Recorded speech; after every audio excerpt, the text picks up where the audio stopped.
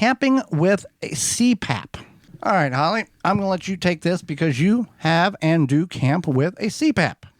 Right. So I've been using a CPAP therapy to sleep for, I don't know, I think like 7 years now. For people who are not, they've heard the name and they think it's just kind of some kind of air compressor that blows air in your face. Let's get everyone on the same page. What is a CPAP? What is the purpose of it?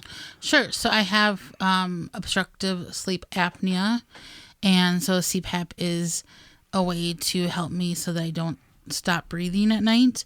I did have a sleep study done, and they did find that I was having a lot of episodes, not always completely stop breathing, but very, very shallow, short breathing, and then I would stop breathing, and it happened fast. I remember I was fine, and then all of a sudden I was really sleepy, and then that's when I decided to have a sleep study done. So I use the CPAP, and I know there's other people who don't like the CPAP or have other treatment for their sleep apnea. This is what works for me.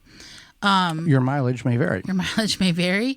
And I did have to, I know people will have to find the right mask. I got lucky and I found one that I liked right away. So that's cool. But yeah, so CPAP camping is pretty basic, I think. It's very popular too. It's very popular because I think a lot of people just have sleep apnea, and you still want to enjoy the outdoors. Now, I will admit you do have to have it is I guess an investment / luxury item to have.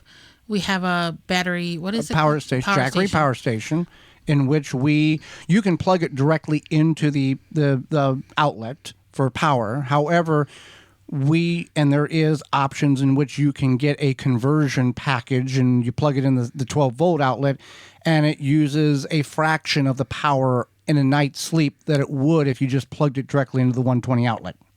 Yeah, so I got an AC-DC converter. Right. DC-AC? AC-DC. AC-DC. Converter, and which was like $85. Yeah, it was like $85, and that was worth it too because it doesn't drain the power pack as fast.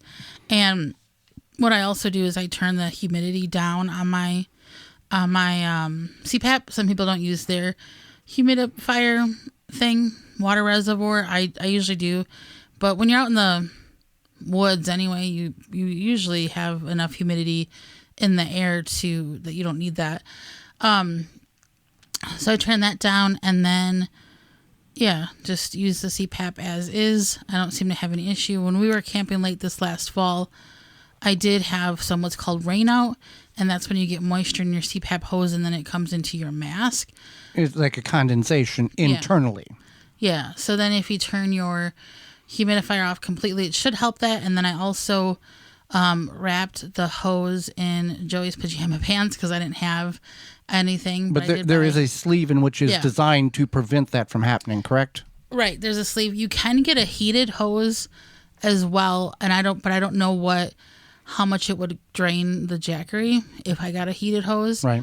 So I'd have to figure that out. I just, like I said, I made a makeshift hose cover. I have a regular one now. And it worked? Yeah, it did work. You can also sleep, if you are concerned about rain out, you can sleep slightly elevated because that should help a little bit. But when we went camping during the summer, I think it was just because it was fall and the dew point and blah, blah, blah. So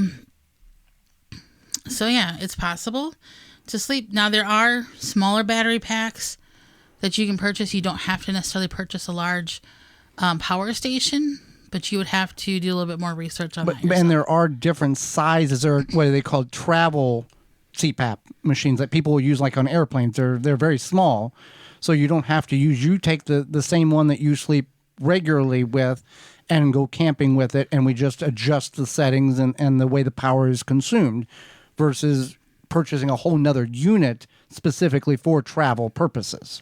Yeah, absolutely. And actually, I've thought about investing into a travel CPAP. It's something that is kind of on my long-ish term wish list for items for camping. Which would probably consume less power than the larger unit that you currently use. Yeah. Okay. Not that I travel a ton, but packing it up, unpacking it, blah, blah, blah. it's not like it's super time consuming, but it would be nice if I had something that was portable and easier, because it is about the size of if you put like 2 laptop bags together. The It's case. about 6 inches thick. Yeah. Yeah. So is there anything else that people need to know if they use a CPAP and are concerned about, hey, I want to camp, but I don't know if I can? I think that if you have specific questions, you should definitely reach out to us. I know that there are small, like I said, there are smaller battery pack situations. I just don't know much about those specifically. If you know anybody who does backpacking or something, they might have a better suggestion, but I don't know how possible it is to sleep with a CPAP and backpack. But yeah, and there are the travel options, and sometimes you might, I don't know, I'm gonna try to find out if I can figure out if it's covered by insurance. I'll probably would have to go visit, a specialist first to get the prescription. You're already paying the insurance. You might as well try to get out of it what you can get out of it. Right. But if not, then it's something that I definitely want to invest in at some point. All right. So there you go. If you've camped, if you use CPAP and you want to camp, you can certainly do that. For more information, please visit thewisconsinvegetablegardener.com.